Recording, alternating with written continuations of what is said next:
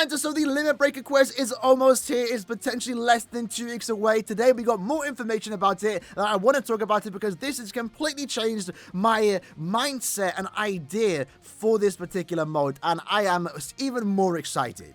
And I'll explain why in a minute, but what we can see here, the Limit Breaker quest officially announced. This is the banner icon. It looks really cool. I love the idea of the quest and the idea of the name. And we can also see this man in the top right. Get him out of here. We do want to see him. I actually like these type of enemies. They punish you for being at the wrong position. You have to learn the map, know where they're spawning, so you can just stay as far as possible away from them. But as you can see here, this isn't an advanced announcement, so it is coming out sometime soon. Will be added with version 15.0, and I would assume in the next couple of days, we are going to get the maintenance announcement, and that would give us the official date on when this mode plans to be implemented. But with that said, let's go over this news post and see what this mode has to offer with the information that we did get today. So we're adding a new Limit Breaker quest, a high difficulty one-player quest that challenges you to conquer as many as you can in an endless series of stages. Now, this to me was shocking. It may be I'm like super late to the news here, right? But I always assumed there was 9 stages, and that was it. You had 5 minutes and you have 9 stages to go through, and the idea is that you have to beat these 9 stages as fast as possible.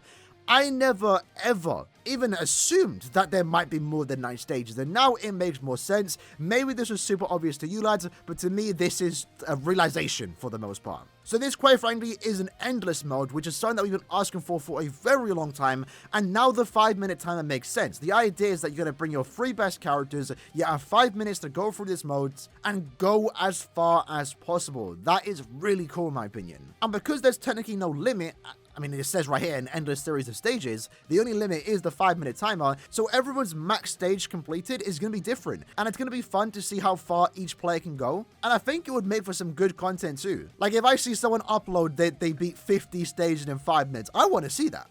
I really do. I want to see how they do it, and I could potentially try and replicate their map and get potentially as far as they did. So, wow, this was just news to me. Maybe it was super obvious for you lads, but this has got me even more excited for this particular mode.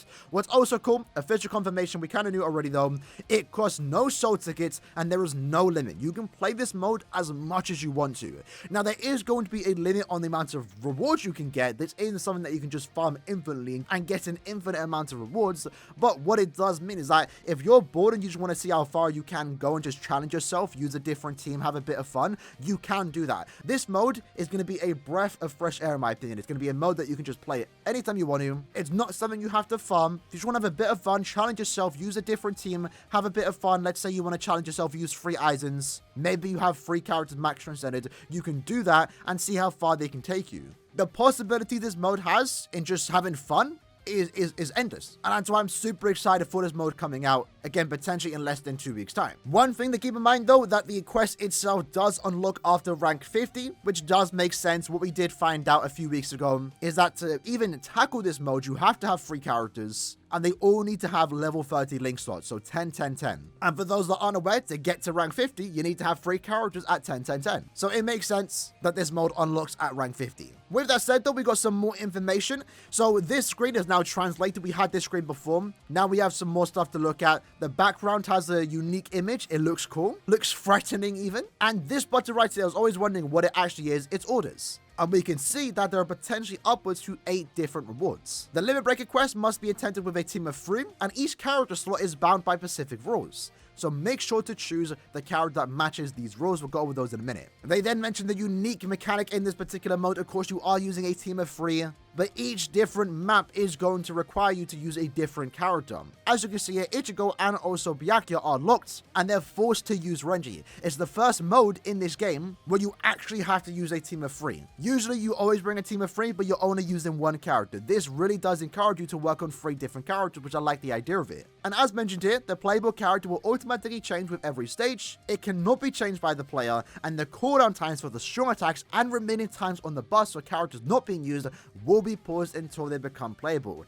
And if, again, the amount of stages is quite frankly infinite, an endless amount of stages, you really are against the clock here, and every second of recharge really does count. You don't want to waste any strong attacks, because that could potentially mean you go to stage 49 instead of stage 52, for example. And for those that are really trying to push themselves to get to the highest stage possible, It's going to be fun learning where the enemies spawn to make sure you get the most out of your strong attacks, the most out of your DPS. Keep in mind though, if any point a character dies or gets KO'd, the quest will end.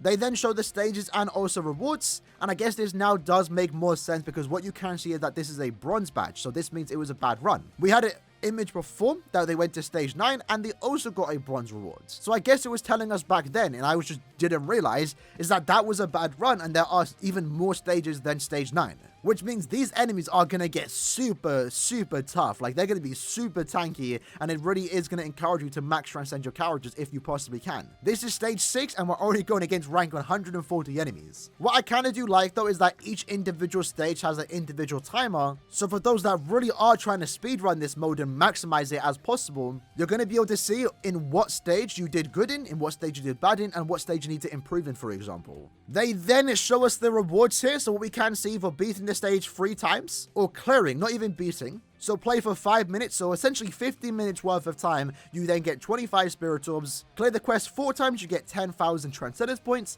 5 times you get 20,000 transcendence points, and I'm gonna go assume here the image is cut off. We're gonna get 30,000 transcendence points for clearing this stage 6 times. Now going back up to here, as you can see, there are 8 orders that have been completed. There could be even more, but assuming there are 8 orders, this mode only gives orbs and transcendence points. If these rewards keep increasing by 10,000 increments, we're looking at around 300,000 transcendence points and 25 or more orbs. That's kind of cool. Again, it is limited, but there should be a time limit. This doesn't look to be a one-time thing, because you'll see here there are rules and they are going to change potentially every 2 weeks, potentially every month, and when they do change, there should be more rewards for us to get. And I mean, as of right now, the rewards do look good. We're potentially looking upwards to 300,000 transcendence points, and if we get any more orbs, 25, 50, that's also really good for a monthly income. But continuing on as stated here, depending on the amount of stages cleared, rewards such as transcendence points and spirit orbs can be acquired from the related orders. There is a limit on the amount of rewards you can get from the orders by clearing the stages. However, you can earn a badge to display on my status screen, showing how many stages you have cleared in one attempt. Aim to clear as many stages as you can within the time limit. So again, this is going to be really cool. So obviously it'll be somewhere on the screen, would probably be somewhere near the bottom, for example, and it will basically show anyone that's looking at your profile how many stages you beat in this particular mode.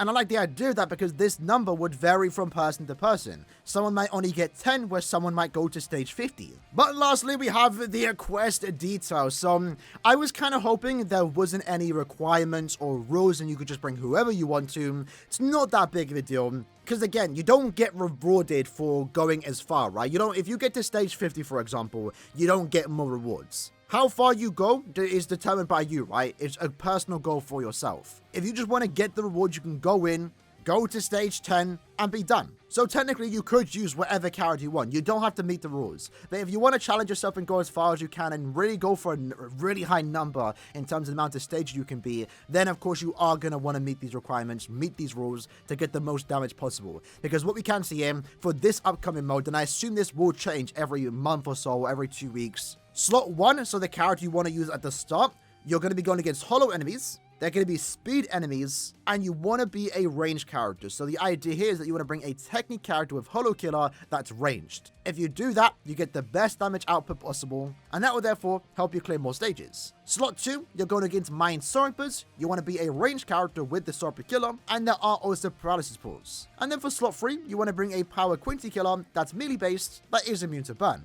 And we can actually have a look at album and see what characters are more ideal for this upcoming quest. So remember, technique, Hollow Killer, ranged. So the best character for slot 1 is of course going to be Quincy Ichigo. He's getting all the extra damage outputs, and he's going to be really good too because he does have the strong attack recharge every time you enter the map, and we are against the clock here, so any extra bit of recharge you can get is really going to help you out. If you don't have him, you can bring someone else like Roka, for example. You can even bring this Rukia. At the same time, you don't always have to match all the rules. Maybe just bring a technique range character, let's say like Aizen, for example, and you're going to be just fine. Or you could bring a technique Hollow Killer that is melee based, and then you have a few more options. You don't always have to meet the rules. You generally can just bring any character you want to. For slot 2, of course, we want to bring a heart character with Sorper Killer. We want them to be ranged, and the best character, because he is actually immune to paralysis, there are paralysis pulls on this map. On his stages, Aizen 6th anniversary version is going to be the best character for that, although we do have some other good options: Halibo, Nelio, Nini, even Tokinada. Again, we could bring a heart character that is ranged.